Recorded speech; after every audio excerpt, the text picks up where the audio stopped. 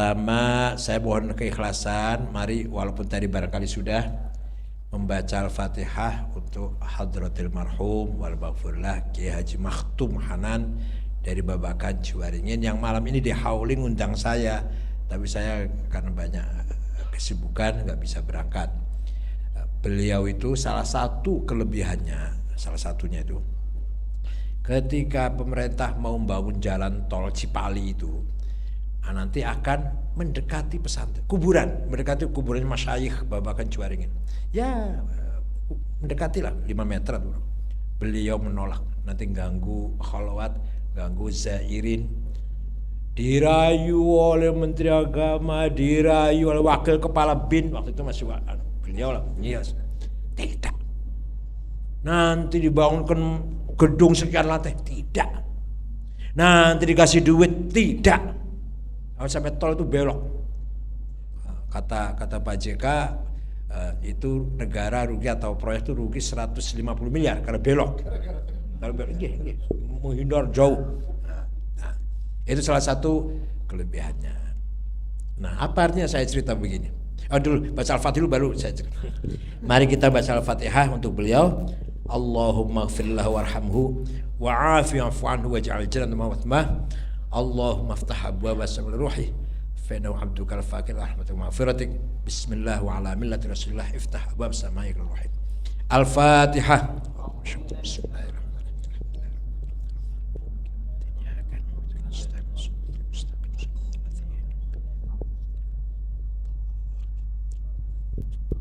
Kita teruskan. Itu artinya kiai yang punya prinsip, yang tidak takut diancam, diteror, atau tidak layu dirayu, tidak mempan dirayu.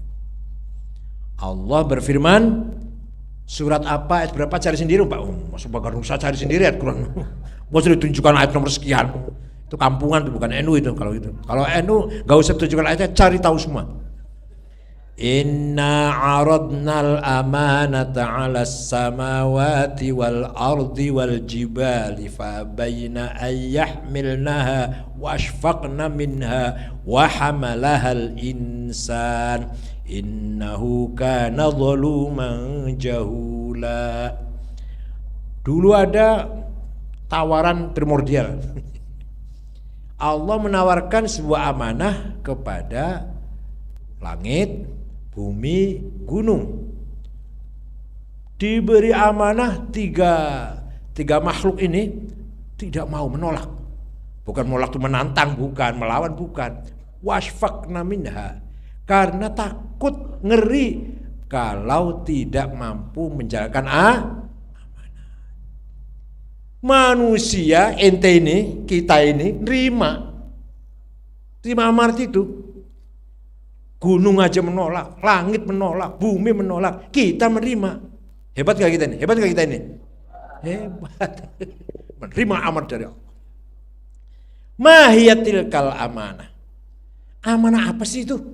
Yang sampai langit, bumi, gunung ketakutan, ngeri, takut gak bisa menjalankan amanah. Amanah kalimatul haq. Apa? Berani mengucapkan na'am, yes, oke, ketika menghadapi kebenaran. Walaupun orang lain mengatakan tidak, walaupun mayoritas orang lain masih ragu-ragu, ketakutan, dia mengatakan iya, setuju. Kalau memang itu benar. Berani mengatakan no, la, tidak, menolak pada kebatilan, kezaliman, penyimpangan. Walaupun yang lain menerima atau yang lain diam, ketakutan. Beliau tidak, atau si aman itu harus diucapkan apa adanya. Nah, manusia itu berjadi sanggup menerima begitu. Ente dulu, waktu zaman arwah masih antabita ya, zaman entitas laten al-thabita, kita pernah menjawab sanggup menerima amanah itu. Siap jadi ketua umum Pagar Nusa. Dulu jawab itu dia jawab. Siap jadi ketua umum PBNU.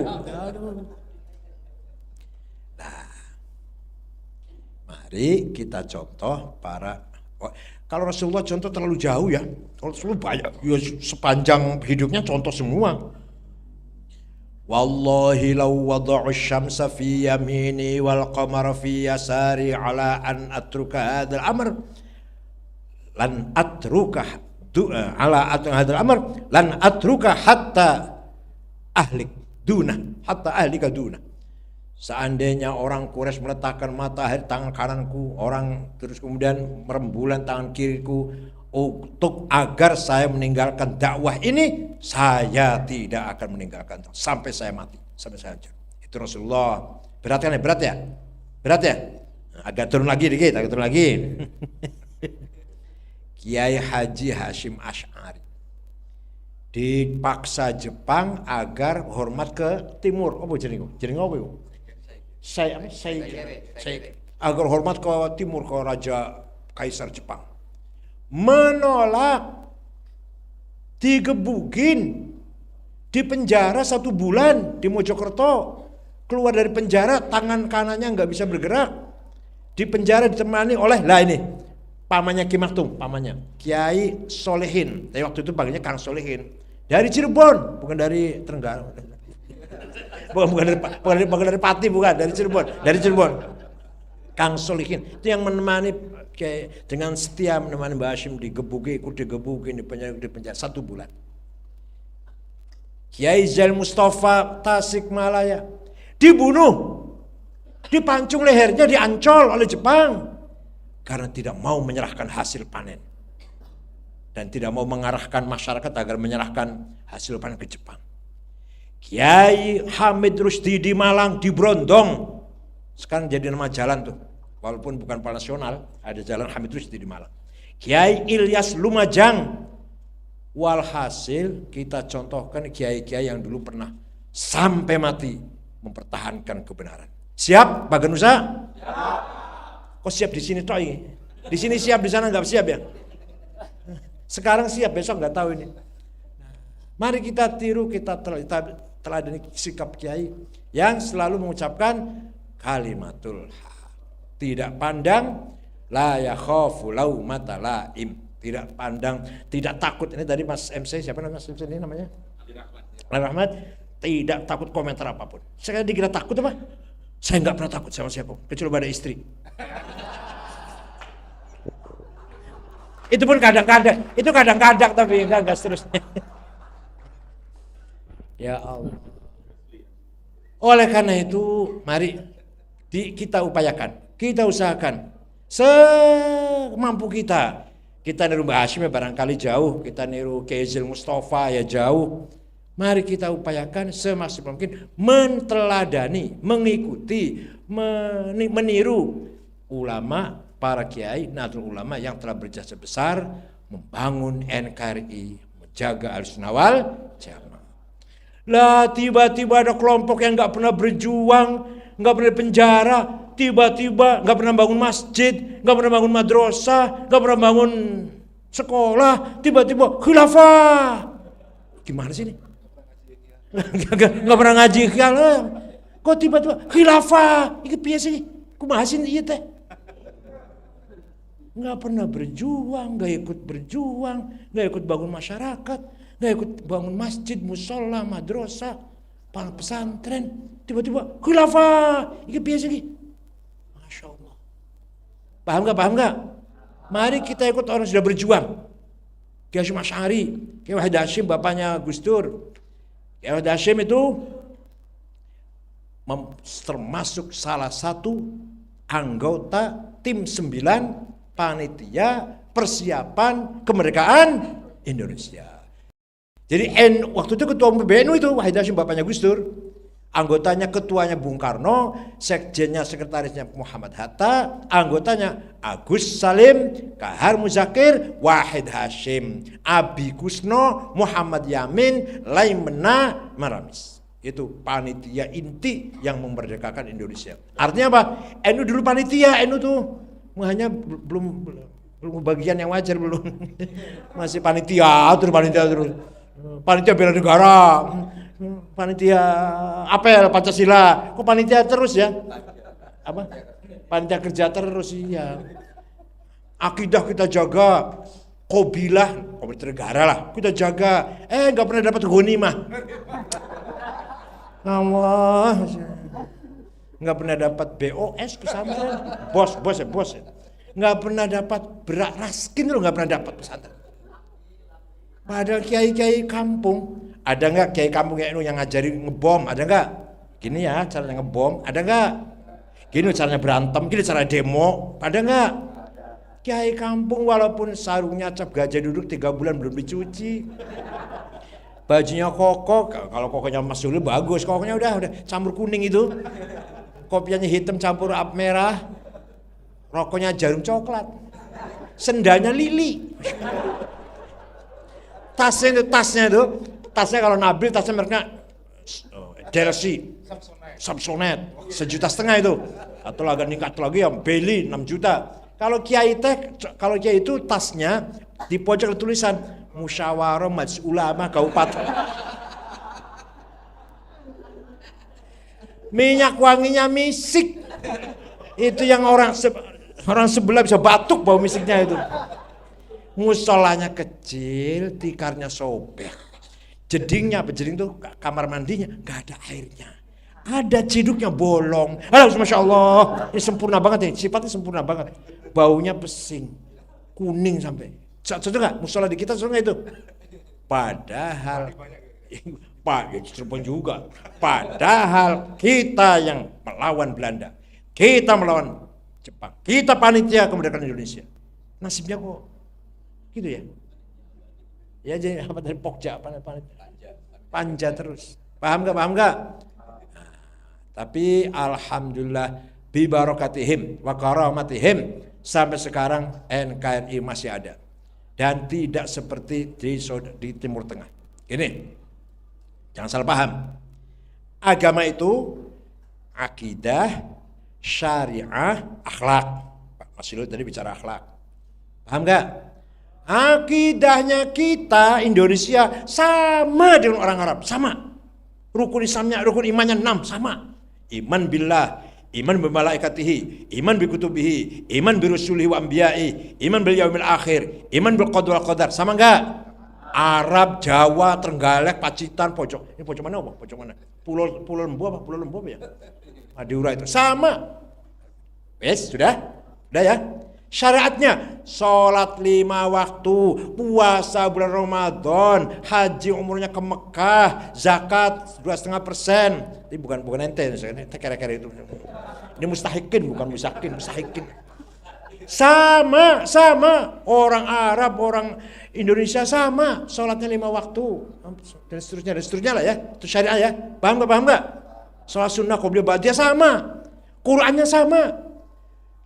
Begitu jatuh atau begitu masalah akhlak, bangsa Indonesia jauh lebih baik, lebih mulia, lebih unggul daripada bangsa Arab.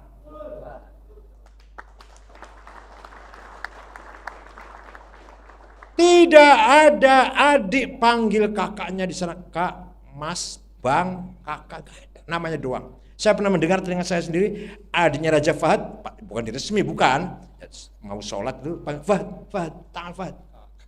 Artinya panggil kakak Raja Fahad, kakaknya Fahad saja. Ayo di sini. Ya Allah, sejelek-jeleknya orang manggilnya kakak. Lagi bertengkar masih, ayo Mas, mau apa? Lagi berantem. Ayo Mas. Itu budaya namanya, akhlak namanya. Bukan agama, bukan. Dah. Lewat di depan orang tua, anak muda lewat orang tua. Permisi kek, nyun sewu, kalau Sunda namanya apa? Punten, nggak ada, biasa. Dah. Lewat depan orang sholat, biasa, nggak risih, nggak alergi, nggak ragu-ragu, nggak maju mundur, biasa. Coba kita, kalau mau lewat ada orang sholat, muter sana. Bukan hanya depan orang sholat. Yang sudah haji nih, tahun yang sudah haji. Yang sudah haji pasti tahu, pasti mengalami. Lagi sujud kepala kita dilangkahi. Iya, di sini cari bajingannya. Berani nggak ngelangkai orang kepala sujud? Bukan karena takut pada bagar tempelang, bukan. Hatinya tuh berani, tega nggak namanya? Sampai hati nggak? ngelangkai kepalanya orang sholat lagi sujud. Cari bajingan lah, preman. Bukan masalah takut ditempelin, bukan. Hatinya tuh loh. Paham gak? Ini namanya akhlakul karim. Kalau ada tamu, ini budaya, namanya budaya. Beda pasti. Bukan berarti jelek atau baik, terserah yang ternilai. Ada tamu tidak masuk rumah. Temboknya tinggi itu, pagar yang tinggi di rumah itu. Sampai berjam-jam tiap hari, tetangga, teman ngobrol pun di situ. Nggak boleh masuk rumah. Jelek. Kalau kita ada tamu ditemuin di luar gimana? Waduh, nggak boleh masuk rumah. Jelek banget kalau kita. Lah ini. Menyerahkan barang pakai tangan kiri, nyun sewu. Sampai para ulama pun di Arab biasa, tangan kiri. Ulama itu. Mohon maaf. Ulama, dokter, dosen, ngasih apa-apa pakai tangan kiri itu hal yang sangat biasa. Coba di kita. Ya Allah, ketua PBNU ngasihkan barang pada Habib Lutfi pakai tangan kiri, langsung viral. Itu namanya budaya. Nah, jadi banyak lagi lah. Di Irak belum lama, 2 bulan lalu, sholat Jumat penuh. Satu golongan pulangnya ke utara, satu jamaah selesai sholat Jumat pulangnya ke selatan. Jam 2 perang. Tadi sholat bareng, jam 2 perang. Televisi buka, pertama kali Quran. Wush, enak itu, baca Quran enak. Kalah semua orang Indonesia lah. Setelah Quran, mau itu. Wah, udah mau itunya bukan kelas esek-esek, bukan. Ulama alim betul yang mau itu di televisi di Irak, di Syria, di Mesir. Dah. Quran sudah, mau itu sudah, berita. Begitu berita, bom meledak di Irak, korban 30. Bom meledak di Suriah, korban 40-50. Perang antara Yaman dan Houthi dengan digempur Saudi Arabia, korban ibu-ibu anak. Tadi baru Quran. Tadi baru nasihat, baru isinya akhlak, tak gotong royong, persaudaraan, saling menghormati. Beritanya, nah itu namanya budaya kita lebih mulia daripada mereka. Ini yang saya maksud Islam agamanya Quran itu sama, rukun imannya, rukun Islam, tapi budayanya beda. Lah budaya kita ini kita jadikan, kecuali yang bertentangan dengan syariat ya, minuman keras atau free sex, enggak. Yang selain itulah kita jadikan infrastrukturnya agama. Contoh, beduk. Beduk tadinya alat musik orang joget-joget, goyang kerawang. Ya tadinya, begitu oleh para wali dijadikan tanda masuk waktu sholat. Bagus enggak? Beduk jadi tanda waktu sholat. Apalagi orang kalau kematian dulu 3 hari, 7 hari, 40 hari, 100 hari dimelekin. Kenapa? Rohnya belum hilang dari rumah, malu belum pergi, masih ada di rumah ini. Rohnya itu dimelekin. Pakai apa melekannya? Gaplek, adu jago, cerita dongeng enggak karu-karuan. Datang agama Islam 3 harinya, 7 harinya, 40 harinya, 100 harinya biarkan. Tapi isinya afdhalul dzikri fa'nahu. Bagus tidak? 3 hari, 4, 7 hari dari orang luar, bukan dari Islam. Tapi isinya Islam. Baik tidak? Batik, sarung, celana, bukan dari Arab, bukan. Tapi untuk sholat, bagus enggak? Sholat pakai batik, ngaji pakai batik, silaturahim pakai batik. Belangko nih. Yang kurang, yang tidak benar, gamis kopiah putih untuk demo. Nah, kalau gamis kopiah putih untuk sholat, tapi untuk demo, masih bagus batik dan celana atau sarung untuk belangkon untuk sholat atau untuk apa aja, ngaji atau silaturahim atau terserah. Nah, oleh karena itu budaya kita lebih. Ada enggak dasarnya? Saya ngomong ini, dasarnya ada enggak? Ada. Nih, dengarkan. Para sahabat menyebarkan Islam sampai ke Persia, ke timur. Melihat ada bangunan 12 meter, 15 meter. Para sahabat aneh, di Mekah enggak ada, di Madinah enggak ada. Apa itu? Naon itu? Satu sama lain tanya, apa ini? Dilihat di atasnya ada api, apinya disembah. Agama itu namanya agama apa? Majusi, nyembah apinya ditaruh di atas. Oh, kata orang Arab, kata sahabat, hadhihi manaroh, apa? Tempatnya api. Nar, api, manaroh tempatnya sujud, masjid. Sholat, tempatnya sholat, musola. Nar, api, tempatnya api, manar. Oh, tempatnya api tak ini. Ayo kita ambil saja. Kita lestarikan. Apinya dibuang, menaranya untuk monumen masjid. Benar apa enggak itu? Bagus apa enggak itu? Dari mana datangnya menara? Yang jawab. Dari mana datang menara? Makna asalnya apa? Tempatnya api, manarot. Ya, ketika pergi ke barat, ke perbatasan Romawi, sahabat melihat ada bangunan pakainya kubah, gereja, istana, orang-orang rumahnya orang kaya. Ini bagus ini untuk masjid. Kenapa? Supaya baris tanpa tiang, pakai kubah kan, supaya baris soft sholatnya tidak putus. Kalau pakai tiang ini putus nih, softnya ini. Kalau pakai kubah tanpa tiang. Jadi oleh Islam diambil tuh bangunan kubah untuk masjid. Coba ente lihat. Kalau lihat di TV lah nggak usah lihat. Kalau lihat ke sana nggak akan kuat. Di Kremlin di Moskow, di sana Soviet itu istananya dan pakainya kubah kayak masjid persis kalau orang nggak tahu. Di Moskow itu, saya juga dari sana sekali ke sana. Kayak masjid kubahnya. Lah itu jualan mana itu? Apa Islam ngambil dari sana, apa sana ngambil dari Islam? Islam ngambil dari sana. Itu udah zaman sebelum Nabi Muhammad lahir, Kubah. Jadi mengambil bangunan, budaya, arsitektur atau apa gaya apa dari luar Islam asal tidak mengganggu akidah. Bahkan untuk memperkuat akidah, syai'un hasanun, sesuatu yang kalau mau cerita lagi nih, Khalifah Muawiyah sakit perut. Khalifah Muawiyah punya dokter pribadi. Dokter Arab nggak ada orang Arab dokter. Orang Arab dokter taunya nanam korma dengan meres sapio susunya onta kok. Akhirnya Khalifah Muawiyah mengangkat dokter pribadi namanya Sarjius. Agamanya Kristen Ortodok. Ya. Punya anak Yahya si Sarjius. Yahya tidak mau hidup di istana dengan bapaknya. Enggak, saya mau keluar dari istana. Enggak mau. Mendirikan madrasah atau pesantren lah. Tempat majelis ilmu. Ngajarkan ilmu kalam. Jenis, fasal, nau, sifat, jauhar. Itu yang diajarkan. Muridnya orang Islam. Paham gak? Jadi ilmu kalam, ilmu mantik, ilmu kalam itu dari anaknya Sarjius, John Damaskus, Yahya ad-Damaski. Tapi umat Islam cerdas, mengembangkan, Imam Asy'ari, Maturidin mengembangkan, menambahi.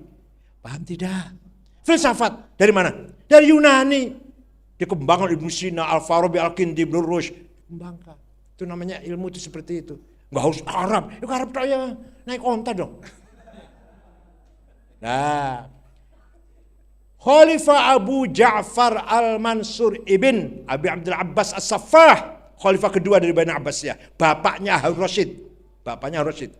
Membangun kota Baghdad. Dia yang membangun ibu kota Baghdad dia. Tadinya bukan di Baghdad, ibu kota di Samirah. Yang membangun kota Baghdad. Baghdad itu bahasa Sanskerta, bukan bahasa Arab. Bag itu Tuhan, dad itu pemberian. Kira bahasa Arab apa? Baghdad pemberian Tuhan. Bagawan ahli ketuhanan, bagawan. Apalagi? Sudah. Sakit perut. Abu Ja'far Al-Mansur sakit perut. Dukun-dukun Arabnya nggak ada yang bisa ngobatin. Akhirnya panggil dokter yang beragama Majusi tadi. Namanya Jirjis bin Bukhtiasyur. Namanya. Ngobatin khalifah. Setelah itu dijadikan dokter pribadi. Setelah itu bangun rumah sakit namanya Bimaristan. Enggak pernah dengar sejarah begini sih ya. Jadi melongo jadinya. Enggak pernah.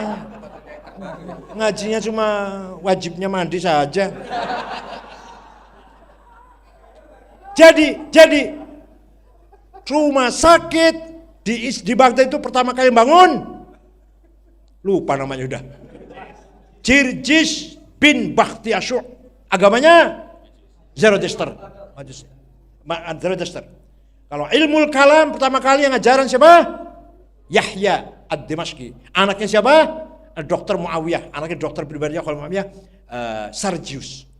Itulah budaya, itulah peradaban, itulah kemajuan. Kita terbuka. Agama Islam, rukun iman 6, syariat kita nggak pernah berubah, tapi budaya kita terbuka ya, asal tidak bertentangan dengan Islam. Kita ambil tengah, kita ambil harus moderat. Makanya di Quran itu wa kadzalika ja'alnakum ummatan wasaton. Tidak ada dalam Quran kalimah yang mengatakan ummatan Islamiyah. Nggak ada tuh. Ada nggak di Quran? Gak pernah baca Quran ya Allah. Baca cuma Qul dan Falak Nas saja. Di Quran itu nggak ada ummatan Islamiyah, nggak ada. Atau ummatan Arabiyah, nggak ada. Yang ada umat wasat, umat yang berkualitas, umat yang punya peran, umat yang berbobot. Jadi yang penting apa? Yang penting apanya? Jawab dong. Yang penting apanya? Kualitas, berbobotnya, perannya. Bukan bendera. Bukan bendera, bukan. Makanya lapal la ilaha illallah nggak usah jadi bendera, tapi dizikiri siang malam. Ya Allah. La ilaha illallah, la ilaha illallah. La itu kanan, tidak. Ilaha kiri, illallah yang mentok ke sini supaya masuk kan. Itu caranya mencari tiga. La itu takhalli, ilaha illallah isbat. Jadi itulah sebenarnya yang prinsip yang kita miliki, prinsip kita yakin benar. Ayo bareng-bareng ya. Nahnu ashabul haq. Ayo. Al haqqud dini wal haqqul watani. Kami pemilik kebenaran. Benar dalam cara beragama, benar dalam cara bernegara. Harus yakin itu. Pagar Nusa.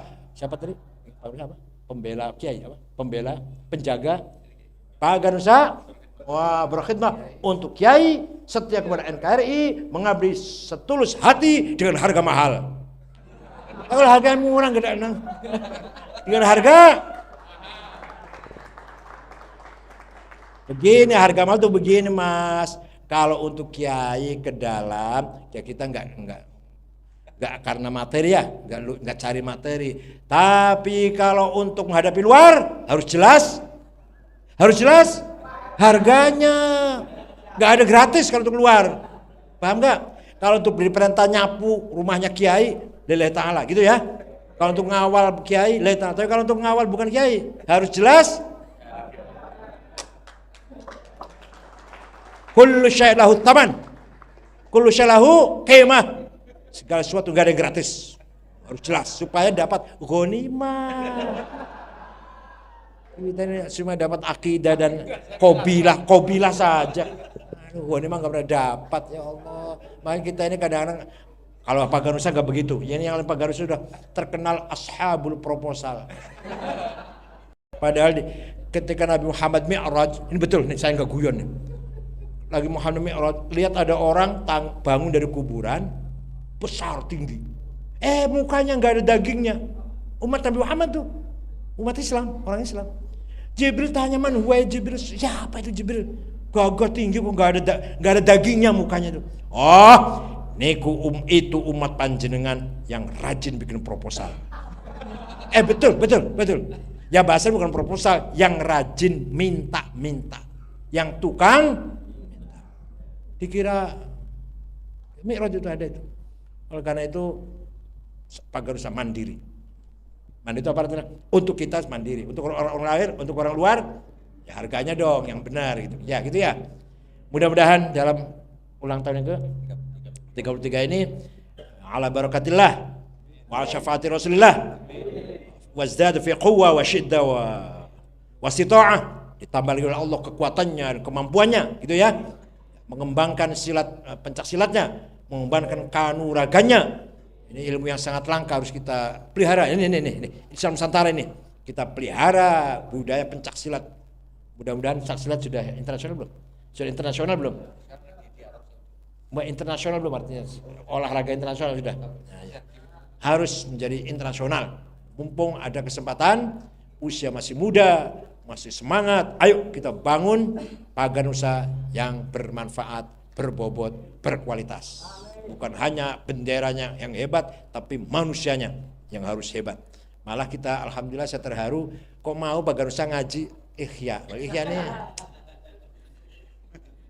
Ihya nih kalau orang salah paham ya, kalau orang salah paham, bisa-bisa melemahkan semangat Ihya ini. Kalau yang salah paham, bahkan banyak orang goblok mengatakan kemunduran Islam disebabkan oleh Imam Ghazali Ihya. Itu salah.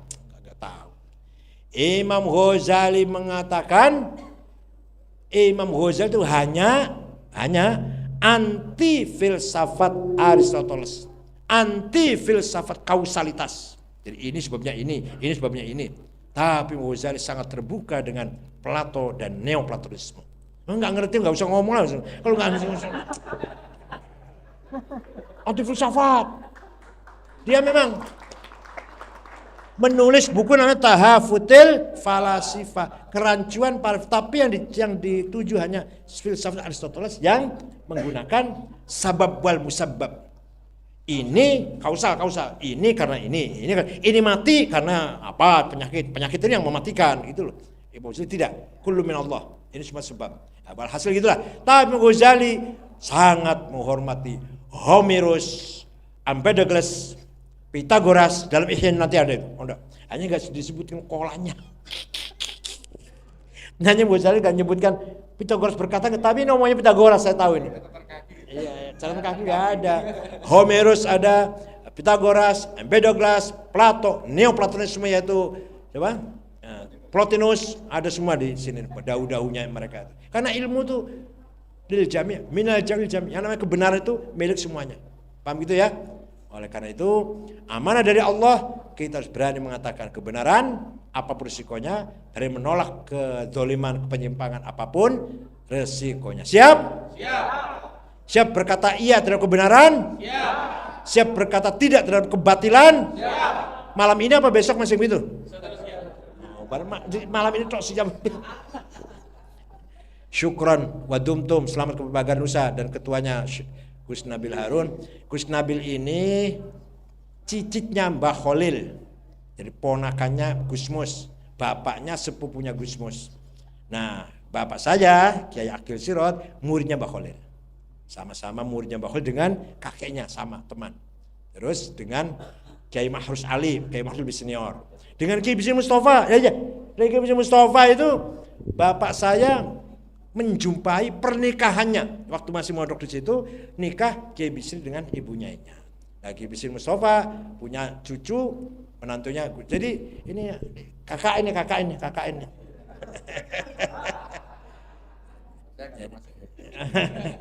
Jadi Rembang itu Kiai Khalil bin Harun, muridnya Kiai Khalil Bangkalan. Kiai Khalil Bangkalan yang menciptakan caranya memaknai Nahu Arab.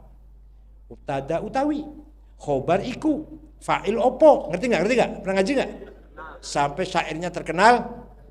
Fa utawi li mubtada iku khobar, opo li fa'ilin wa naibih dhohar, wa ing li maf'ulin bihi krono li maf'ulin li ajlihi, wa ing dalem dhorof serta li maf'ulin ma'ah wa kang sifah silatu mausulin kada mitlus sifah, wa mutlaqul maf'uli fihi kelawan kada kaba'ul jarri fatlu bil bayan, apane litamyizi hale halu fazdahidu bil hifdhi ya rijalu. Itu para ulama dulu itu. Syukran wa dumtum fil khair barakatuh wan najah wallahu yahfadkum jami'an min afatil ahad wal mahal wal fitan wal balaya wal amrad was saqam wa ya'khudh bi aidina fi salah wal khair wa huwal muwaffiq lakum at-thariq. Wassalamu alaikum warahmatullahi wabarakatuh.